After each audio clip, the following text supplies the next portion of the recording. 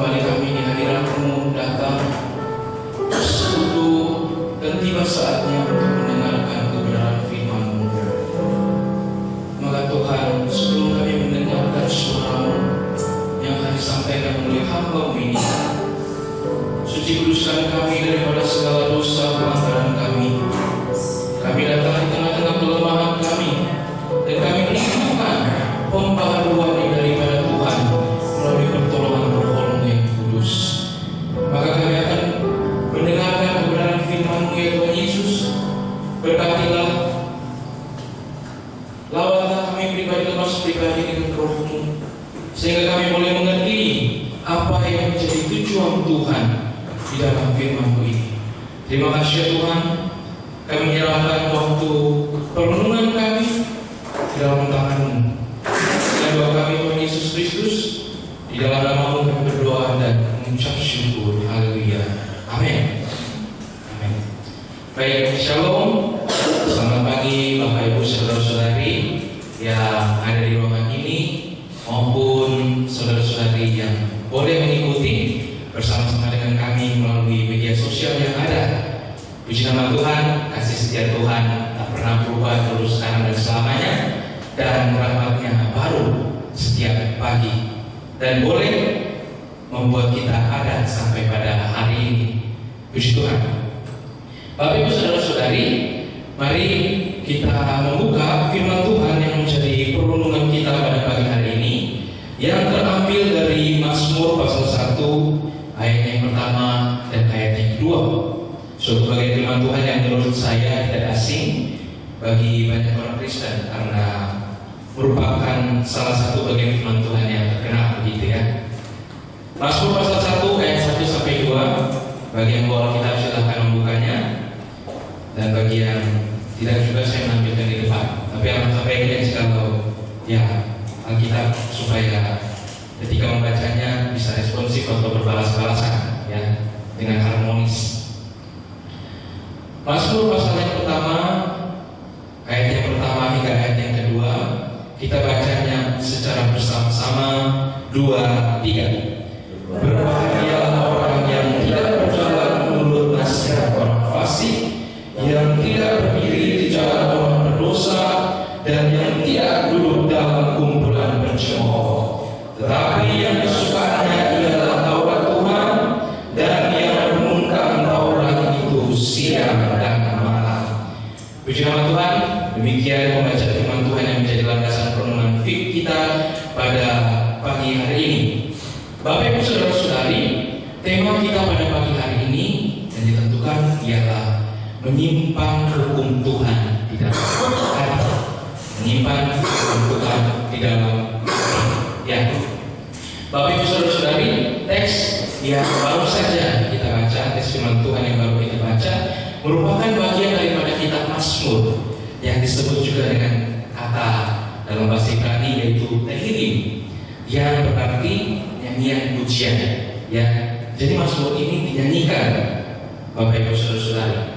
Sebagai contoh, dulu saya pernah sekali menyanyikan, cuma tabelnya 5 ayat, tapi saya nyanyikan 2 ayat ya. Contoh saja, misalnya, Lam naseah qalbitun mismol David, Elohim dunia nafsi, Bimenu yeshuati, Usuri yeshuati, Miskabim ro'emot rabah. Ya, itu Mazmur pasal 62. Ya, seperti itu salah satunya, dan ada banyak yang lainnya. Dan di dalam kitab Mazmur ada banyak juga bentuk nyanyian pujian, yang bukan hanya nyanyian pujian yang ya seperti yang kita nyanyikan ya. Ada nyanyian pujian yang berisikan pengajaran, seperti yang baru saja kita baca, pengajaran atau hikmah. Ada juga yang berisikan tentang sejarah. Ada yang berisikan tentang penyesalan, pengakuan dosa, nubuatan, kutuk, dan lain sebagainya. Ya, kitab ini juga sangat menarik, Bapak Ibu saudara-saudari, karena bukan saja isinya yang beragam, melainkan penulisnya pun beragam. Bahkan ada dalam perbedaan rentang waktu yang sangat lama. Dari zaman Musa pada tahun kurang lebih 1500 tahun sebelum Masehi atau 15 abad sebelum Masehi hingga abad ke-5 sebelum Masehi. Akan tetapi sebagian besar Mazmur ini ditulis oleh Daud yang jumlahnya kurang lebih ada 70 Mazmur, ya, luar biasa. Jadi kitab Mazmur ini penulisnya beragam, waktu penulisannya pun beragam, dan ya kita tahu melimpah pasal dan ayatnya sangat banyak. Nah, Bapak Ibu Saudara-saudari, begitu banyak keberagaman di dalam kitab Mazmur ini, ya, maka timbul suatu pertanyaan, apa yang membuat dari sekian banyak nyanyian pujian ini yang membuat Mazmur yang kita kenal sekarang sebagai pasal 1 ya menjadi Mazmur pertama pada kitab ini? Padahal kalau kita melihat, bukankah seharusnya Musa karena dia penulis utama paling awal kitab ini secara kronologis, ya? Atau bukankah seharusnya Mazmur yang berisikan penciptaan yang seharusnya berada di paling awal? Mengapa Mazmur ini yang diyakini ditulis oleh Daud berada di awal kitab ini? Ya, mungkin timbul pertanyaan-pertanyaannya. Akan tetapi Bapak Ibu Saudara-saudari, dalam renungan yang saya lakukan, saya melihat bahwa apa yang ingin kita, apa yang ingin kita ingin orang lain untuk lihat, ya pasti kita letakkan di depan. Atau kita ingin sesuatu untuk dihargai, kita letakkan di depan, ya macam-macam. Misalnya penampilan kita menampilkan yang terbaik, kita tunjukkan gitu. Atau mungkin ya kalau ada tamu undangan, nah biasanya kan duduk di depan. Bahkan semakin penting, semakin paling di depan. Ya begitu juga halnya pada Mazmur pasal yang pertama ini. Perangkai seluruh Mazmur ini menjadi satu kitab dan meletakkan Mazmur yang kita kenal sebagai Mazmur pasal 1 di awal pun ingin orang mengetahui bahwa di dalam dunia ini hanya ada dua pilihan jalan atau cara atau apa, buku manual, ya manual bagaimana kita harus hidup, yaitu sebagai orang benar atau sebagai orang fasik. Dan ini penting karena sepanjang kehidupan di dunia ini, ya Allah ingin agar kita berjalan di jalan yang benar. Allah ingin kita hidup sebagai orang yang benar, apalagi Dia sudah menyatakan dirinya, ya. Dan yang terutama ialah Tuhan ingin kita selamat, ya Tuhan ingin kita selamat. Bahkan manusia sendiri pun pasti menginginkan keselamatan, akan berbuat apapun demi dirinya dapat diselamatkan. Nah, menyimpan hukum Tuhan di dalam hati. Bapak Ibu Saudara-saudari, bagaimana kita menyimpan hukum Tuhan di dalam hati, ya? Namun sebelum itu, menyimpan yang dimaksudkan di sini tentunya ya bukan kita menyimpan, kita tutup-tutupi, atau kita seperti dalam berangkas bank kita simpan begitu saja, tetapi kita menyimpan dengan apa? Bisa juga menunjukkannya, ya kayak gitu ya. Jadi bagaimana kita menyimpan hukum Tuhan di dalam hati? Di sana dikatakan pada ayat yang kedua, ya. Tetapi yang kesukaannya ialah Taurat Tuhan atau firman Tuhan. Nah, Bapak Ibu Saudara-saudari, kata kesukaannya, suka berarti juga senang, berarti juga bisa sayang atau bisa juga cinta, ya. Maka bagaimana kita menyimpan hukum Tuhan di dalam hati, ya? Yaitu dengan yang pertama tadi, suka, rasa senang atau cinta atau rasa sayang, ya. Pasti kita memiliki hal-hal yang kita sukai atau hal-hal yang kita cintai. Misalnya, ya saya secara pribadi lah, bisa jauh-jauh. Saya sendiri suka nonton, pasti apa kerjanya nonton juga, dan suka bermain, pasti kerjanya juga bermain. Nah, saya termasuk di dalamnya dan suka apa lagi? Ya mungkin ada di antara kita suka makan, ada yang suka berolahraga dan lain sebagainya. Dan pasti melakukannya itu secara terus-menerus karena dia menyukainya. Atau mungkin sayang atau cinta, ya karena suka ini dapat dikatakan juga sayang atau cinta. Nah, saya rasa kita semua di sini pernah merasakan yang namanya jatuh cinta, ya. Apalagi yang sudah menikah, lebih konkret kelihatannya kayak gitu ya. Dan ketika seseorang suka atau sayang atau cinta pada seseorang yang lain yang dia letakkan perasaannya kepada, kira-kira apa yang akan dipikirkannya waktu dia makan? Pasti orang tersebut ya, waktu sampai ada lagu, aku mau makan, ku ingat kamu, aku mau tidur, ku ingat kamu. Karena belum tentu orang yang dia suka itu mengingat dia juga kayak gitu ya. Nah, ya pengalaman begitu ya. Bahkan ya sampai ke bawah dalam mimpi dan lain sebagainya ya. Ada juga yang lebih lagi kalau melakukan demi orang yang dicintainya itu ya. Apapun dikerjakannya ya, gunung akan kudaki, samudra akan kuselami, surga bumi akan kupikul ya. Seperti patung mitos Yunani yang dulu pernah ada di depan kota wisata ya, ruang kota wisata. Apa saja akan dilakukan ya, apa saja akan dilakukan. Bahkan ada yang sampai mati karena dia sangat begitu mencintai. Apalagi kalau ditolak ya itu rasanya langit runtuh ya, kiamat ini begitu ya kira-kira. Nah, apa yang mau saya sampaikan Bapak Ibu Saudara-saudari, jika demikiannya halnya pada kita terhadap hal-hal yang kita sukai atau hal-hal yang kita senangi, hal-hal yang kita cintai, ya, demikian juga Tuhan menginginkan kita untuk ya bertindak demikian terhadap firman Tuhan.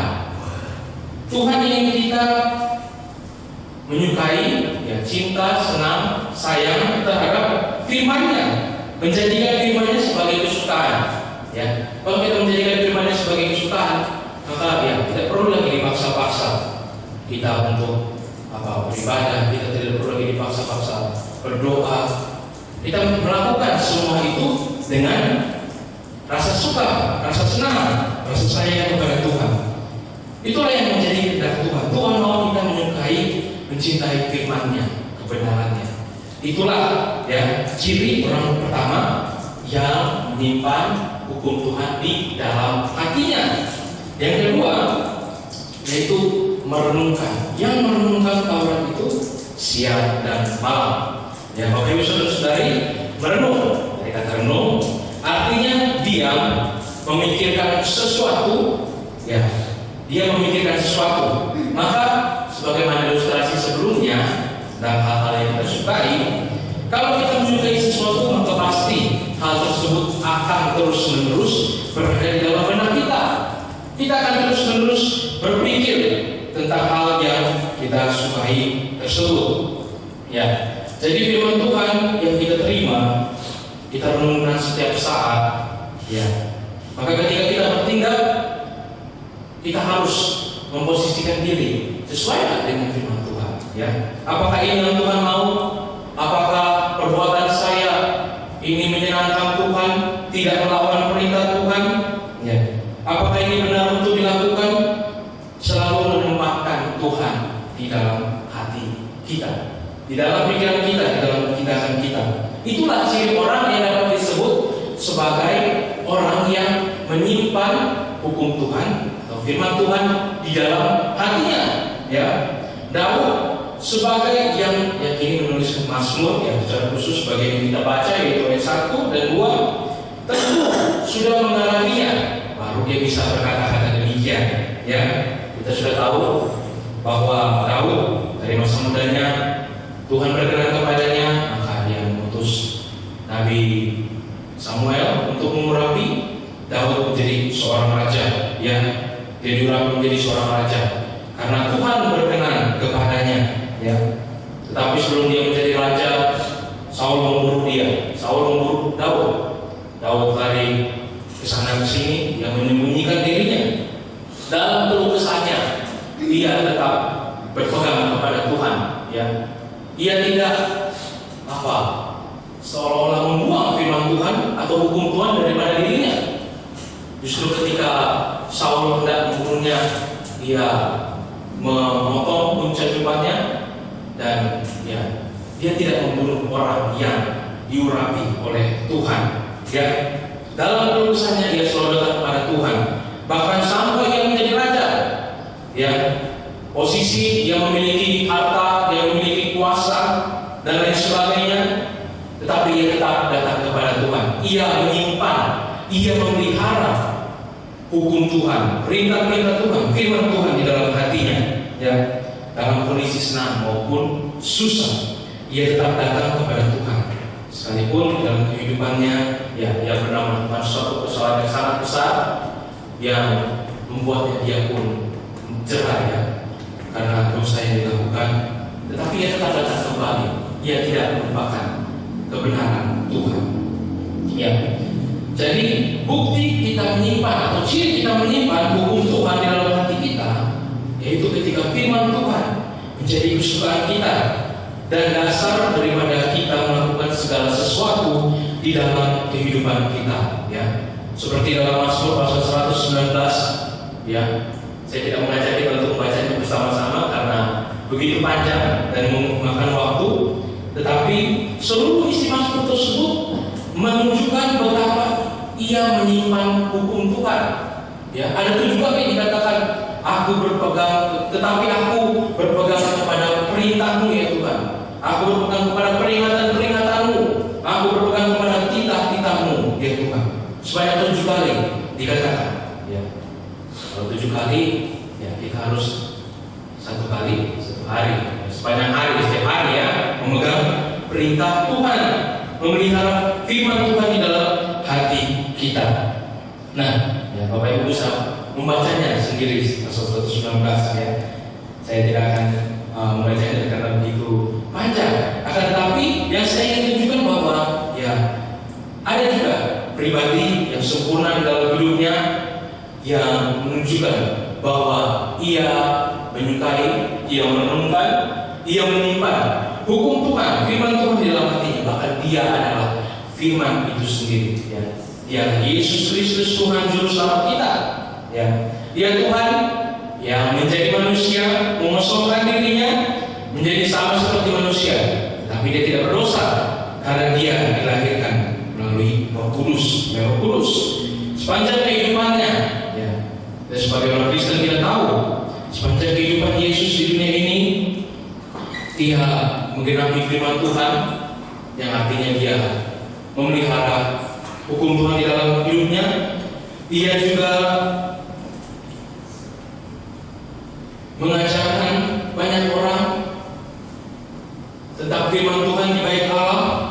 Dia melakukan mujizat-mujizat, perkara-perkara dahsyat sesuai dengan kehendak Allah.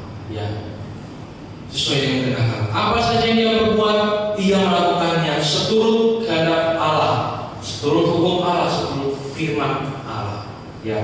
Maka sikap orang yang hidupnya menyimpan hukum Allah atau firman Allah atau apa yang Allah hendaki, maka hidupnya bukanlah dia lagi, ya, tetapi Allah di dalam dia, tetapi Yesus di dalam dia.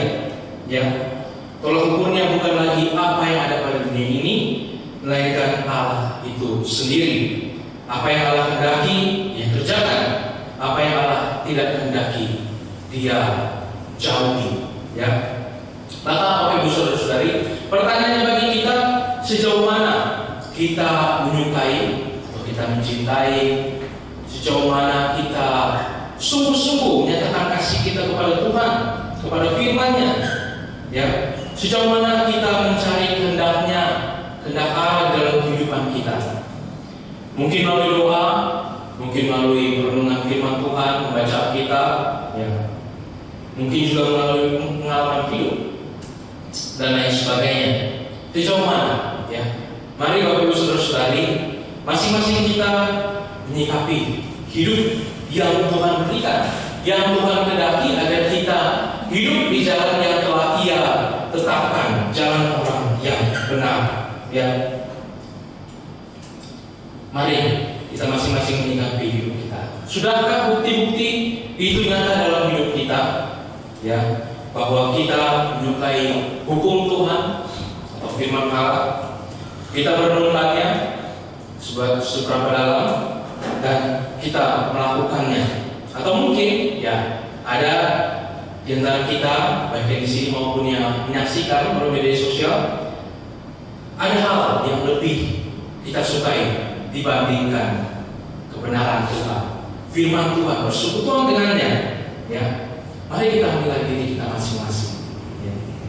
Apakah jalan yang kita tempuh sudah jalan yang dikatakan sebagai jalan orang benar, atau jalan orang fasik? Ya. Mari masing-masing kita melihat, menilik hati kita, kita merenungkannya. Sejauh mana kita menyimpan firman Tuhan di dalam hati kita. Ya. Puji nama Tuhan. Demikian firman Tuhan yang boleh saya sampaikan. Mari kita tundukkan kepala kita berdoa. Tuhan Yesus Kristus, Allah yang menjadi manusia, yang memperkenalkan dirinya kepada kami, yang melaluinya kami boleh mengenal jalan keselamatan, dan kami memperoleh teladan untuk hidup seturut dengan firman yang Engkau kehendaki. Pada hari ini kami belajar bahwa Tuhan Engkau berkenan agar kami hidup di jalan orang yang benar, agar kami hidup menyukai, mencintai akan firman-Mu, akan perintah-perintah-Mu, akan kebenaran-Mu. Maka kami ya Tuhan memohon agar Engkau menolong, memberkati kami dengan kuasa Roh Kudus-Mu, memampukan kami dalam keseharian kami, agar kami secara sadar, agar kami terus-menerus memperhatikan apa yang menjadi kehendak Tuhan, sehingga kami boleh sungguh-sungguh berjalan di dalam terang kebenaran firman-Mu, dan kami tidak tersesatkan oleh arus dunia ini, karena kami sadar kami hidup di jalan yang benar. Tuhan, mampukan kami pribadi lepas pribadi, agar kami boleh sungguh-sungguh beroleh pertolongan daripada Roh Kudus. Terima kasih ya Tuhan, berkati kami semua hari tempat ini. Inilah doa kami Tuhan Yesus Kristus. Kami berdoa karena kami percaya di dalam nama. Haleluya.